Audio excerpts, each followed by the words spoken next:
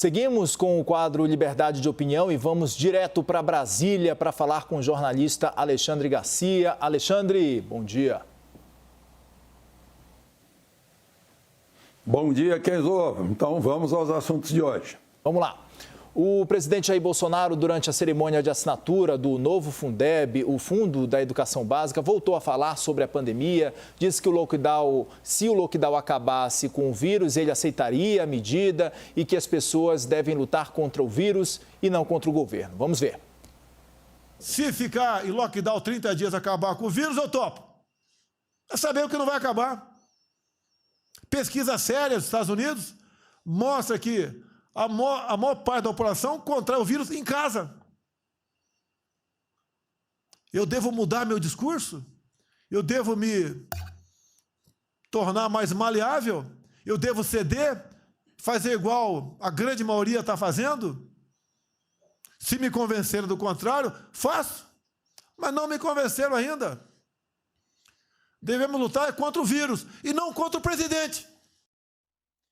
O Palácio do Planalto agendou para amanhã, quarta-feira, no período da manhã, uma reunião ali entre a cúpula dos poderes, né? O encontro será presencial no Palácio da Alvorada. Devem participar ali desse encontro o presidente Jair Bolsonaro, o presidente do Supremo, o ministro Luiz Fux, os presidentes da Câmara, Arthur Lira, e do Senado também, Rodrigo Pacheco, além de alguns governadores. Essas lideranças devem propor ao presidente Jair Bolsonaro a criação de um comitê para coordenar de uma forma estratégica as ações de enfrentamento, de uma forma nacional, o enfrentamento à Covid-19. Alexandre, qual é a sua avaliação sobre as declarações do presidente Bolsonaro? O governo deve criar esse comitê? Quem deve liderar essa articulação nacional para combater a Covid-19 no nosso país? Bom, vamos por partes, né? Minha mulher é médica e grande parte dos pacientes dela de Covid pegaram em casa, sem sair de casa.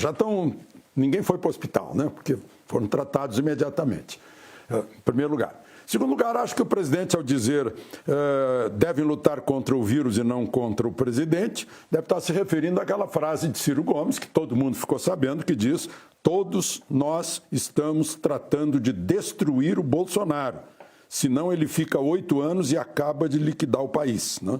Então, o pessoal está errando o tiro, está destruindo o país, mas a tentativa é de destruir o Bolsonaro, foi isso que ele quis dizer.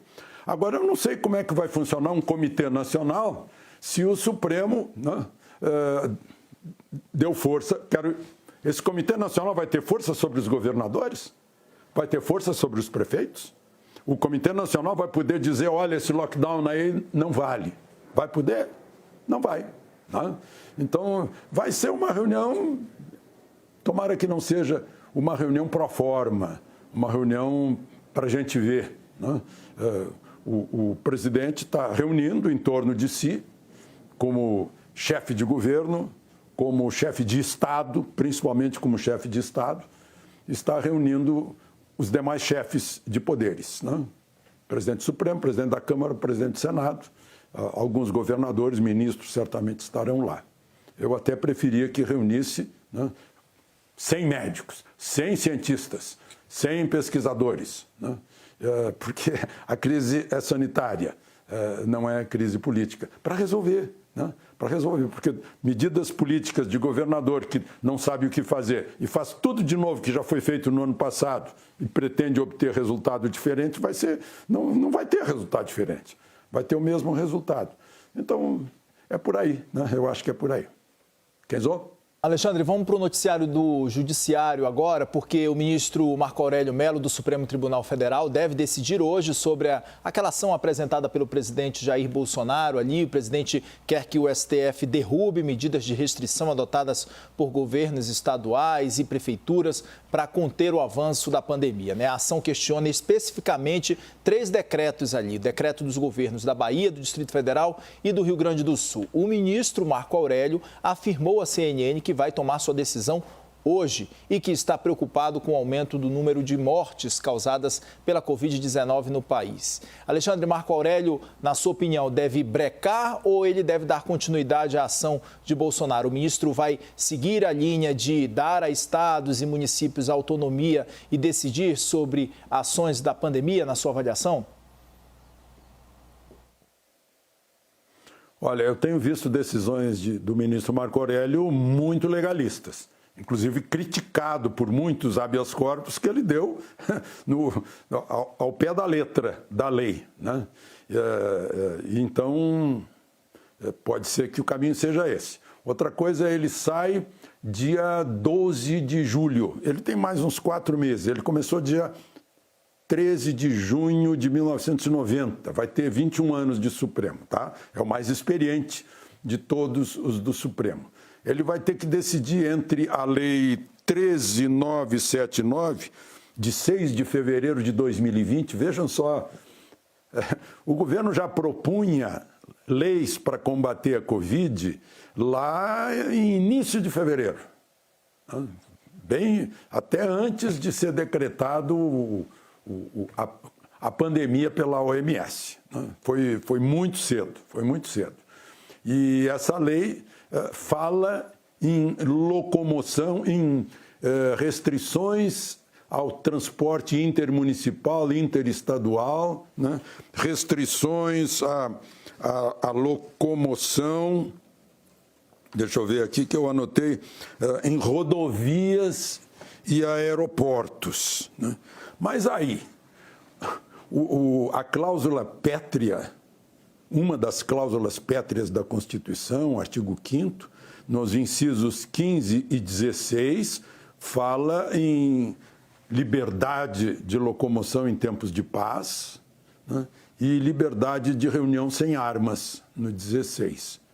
Isso é cláusula pétrea da Constituição, portanto, só pode ser suspensa num dos artigos 136, 137, 138, 139, que tratam da defesa do Estado, que é o estado de defesa e estado de sítio, né? Talvez possam ser. Porque o que a gente tem visto aí, eu mesmo vi semana passada, eu fui a uma reunião que terminou depois do toque de recolher. E tinha um bloqueio na ponte, tinha um bloqueio. Agora, eu notei que no bloqueio eram recolhidos os que estavam de moto, os que estavam de carona, os carros mais estragadinhos, aqueles que tinham saído para levantar o rendimento para poder dar comida para as crianças. Aqui, em Brasília, no Lago Norte, estão fazendo uma espécie de mutirão para ajudar o barbeiro. Está com a barbearia fechada e ele precisa alimentar a mulher e a filha, né? Então, tem essas coisas no toque de recolher também. Eu lembro do toque de recolher, eu era criancinha, li muito disso, né? Quando a Alemanha nazista, primeiro quando ocupou a Polônia, depois quando ocupou a Bélgica, a Holanda, depois quando ocupou a França, era toque de recolher. Quem saísse para a rua levava tiro, era morto, porque era o aviso. Não pode sair, senão... Né? Era na ocupação da Alemanha nazista.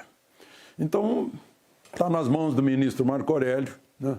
O que ele decidir provavelmente vai resultar numa liminar, que é uma ADIM, uma ação direta de inconstitucionalidade, movida pelo governo federal contra os governadores da Bahia, do Distrito Federal e do Rio Grande do Sul, né?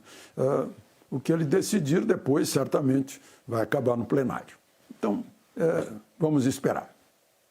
Alexandre, na sua opinião ali, de quem deve ser a decisão, então, de decretar medidas restritivas e lockdowns, por exemplo, nas cidades brasileiras? Prefeitos, governadores ou do presidente da República? Não, pelo que eu leio na Constituição, não é de nenhum desses. O poder está com o Congresso Nacional. O presidente da República consulta o Congresso Nacional se manifesta, né? Inclusive, há limites de duração pela Constituição do estado de sítio e estado de defesa, onde estaria embutido o toque de recolher, que é algo para a guerra, né? É isso, né? O livrinho aqui é que deveria ser soberano, deveria. Alexandre, a gente vai continuar falando de alguns embates ali entre as autoridades, porque no Rio de Janeiro o governo do estado acusa o município de esconder leitos que deveriam atender pacientes com a Covid-19. Ao mesmo tempo, o prefeito Eduardo Paes critica a postura do governador Cláudio Castro em relação às decisões que interferem na área econômica da região. Em São Paulo, houve o desentendimento entre o governador João Dória e também o prefeito Bruno Covas sobre a decretação dos feriados. Alexandre, como é que você avalia esses desentendimentos aí entre as principais lideranças no Rio e em São Paulo? E como será possível, é possível fazer uma articulação nacional no combate à pandemia dentro desse cenário, dentro do próprio estado, quando a gente está vendo acontecer situações como essas? Não é só Rio e São Paulo, não. E a desarticulação é nacional. Não é só. Lá no estado onde eu nasci, o prefeito de Bagé, por exemplo, desafiou o governador. Diz que a partir de ontem estava tudo aberto em Bagé. O governador deu bandeira preta. Ele disse, vem aqui me tirar. O prefeito de Bagé. Bagé é uma cidade importante, na fronteira com o Uruguai. Na cidade de Santa Maria, no centro do país, um grande centro universitário e militar. Os empresários, o representante de 12 instituições empresariais disse para o prefeito, não tem mais conversa, acabou a conversa. De agora em diante não pagamos mais impostos municipais por 90 dias. Tá bom assim? Então, está havendo a revolta de empresários com o prefeito, a revolta de prefeitos com o governador, e o povo todo se queixando, porque o povo está embaixo. O povo não quer ir para casa sem tratamento para deixar que a doença se agrave e não quer ficar em casa porque precisa sair para trabalhar. São duas vezes o povo é atingido, na falta de tratamento e na falta de atividade econômica. Então, esse é o pomo da discórdia que está cada vez surgindo mais, cada vez mais prefeitos estão adotando atitudes, se queixando de que o governador está entrando na autonomia municipal, e empresários, por sua vez, estão discordando de atitudes rígidas de prefeitos, médicos estão discordando de atitudes da saúde pública, e há casos bem positivos em que todo mundo se junta, como é o caso de Taquara, no Rio Grande do Sul, médicos, vereadores, prefeita do Partido Socialista Brasileiro, todos juntos. Vamos esvaziar os hospitais, vamos tratar as pessoas ao primeiro sintoma. Então, está agitando. Parece que finalmente deu um agito geral para evitar uma ditadura de quem quer fazer a cabeça da gente com a sua versão, que talvez contenha aquilo que Ciro Gomes revelou. Kenzo? Alexandre, a gente tem visto aí que a pandemia joga a luz ali, traz à tona no Brasil um problema da saúde pública, mas também traz na política institucional, na sua avaliação? Pois é, uma luz sobre a saúde pública, Agora está todo mundo dizendo, sempre faltou UTI, sempre faltou UTI. Gente, se sempre faltou UTI, por que isso não foi providenciado? Eu sei que sempre faltou UTI. Você sabe também, Kenzo, nós noticiávamos durante mais de uma década a falta de UTI aqui na capital do país. Então, jogou luz, sim, sobre isso. E joga luz sobre a política. Que coisa boa! Não há mais um domínio sobre a cabeça das pessoas. As pessoas despertaram. As pessoas estão, olha, todo o poder emana do povo. Nós somos pagadores de impostos. Nós somos eleitores. Está começando a entrar a cidadania. Aí ninguém domina o povo. É o poder que emana do povo. E que é revelado nas eleições, mas precisa ser revelado no dia a dia, na fiscalização daqueles que são os mandatários. Os mandantes têm que fiscalizar. Foi muito bom você tocar nesse ponto, Kenzo, da luz. É o outro lado. A gente sempre tem que tirar o lado bom de alguma coisa ruim. O vírus está nos sacudindo feio, mas não está nos derrubando. Está nos alertando.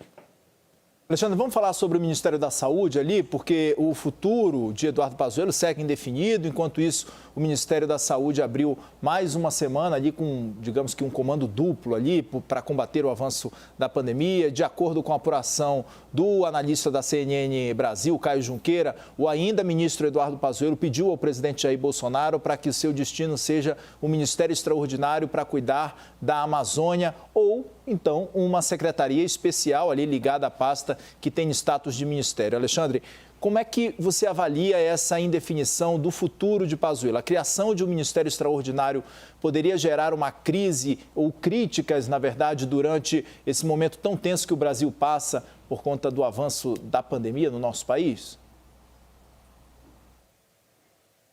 Pois é, nós criamos o Ministério Extraordinário, agora vamos ter que nomear o Pazuello para o ministério que nós criamos, né? Vamos botar luz na realidade. É o seguinte, em primeiro lugar, comando duplo, não. Hoje está fazendo uma semana que o presidente da República disse que a transição ia ser longa, ia durar de uma semana a 2 semanas. Hoje recém fez uma semana, né? Ele veio e começou a haver a passagem de serviço. Vocês lembram se houve passagem de serviço entre o Mandetta e o Tite? Não houve, coitado do Tite, caiu assim no escuro, num poço escuro, em plena crise, em plena pandemia. Sai um, beijinho, beijinho, tchau, tchau, beijinho sem máscara até, né? Sai e entra outro. E chega lá e diz, opa, e agora o que eu faço aqui dentro? Né? Ele estava perplexo. Né? Agora não. Agora, em meio a uma crise, tem que ser feita uma passagem longa, uma passagem responsável, né? De um para o outro. Isso tem sido feito assim, assado, tal, e o outro vai pensando, bom, isso aqui eu posso mudar, posso melhorar, né? Mais ou menos assim que está acontecendo. Aí está todo mundo preocupado com o futuro do ministro Pazuello. O ministro Pazuello foi vítima da campanha, essa campanha que o Ciro identifica, né? Ciro Gomes. Mas, enfim, é parte, né? Como diz o ínclito ministro Alexandre de Moraes, quem vai para a exposição pública tem que aguentar isso, né? Então, ele foi... Aí eu acho que foi um erro, mas até justificável o erro. Ele não saiu da ativa, não pediu para passar na reserva, ele ficou adido ao Ministério da Defesa. Mas olha, sabem por quê? É porque o contra-cheque é assim. Então isso ia fazer uma diferençazinha assim, mas para a aposentadoria faria uma diferença. Então vai ali ficando, né?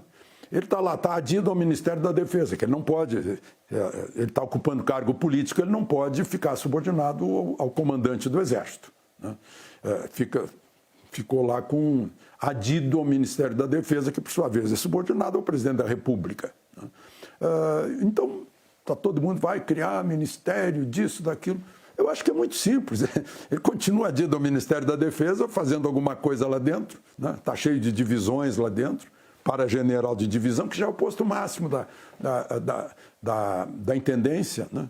Ou pode trabalhar, tem um comitê imenso lá no Palácio do Planalto, que trabalha dia e noite, sábado e domingo, né? Acompanhando a Covid, né? Não sei, palpite aqui, né? De chefiar essa gente que está lá. Olha, é muita gente que trabalha nisso. O cilindro foi para cá, foi para lá, a usina de oxigênio, as vacinas foram para tal lugar, o hospital de campanha assim assado, tantas UTIs hoje, eles estão sabendo a cada hora o que está acontecendo. Ele podia lá coordenar isso, olha, já ia com as mãos para trás, né? Sabendo de tudo. Mas, enfim... já que estamos discutindo isso, né? O importante é que, eu não sei qual vai ser o dia, né? O presidente falou em no máximo 2 semanas, assume o outro, né? Mas agora está na passagem de serviço necessária para um caso de crise. Obrigado, Alexandre, pela participação de hoje. Obrigado, Kenzo. Até amanhã e aproveitem o dia.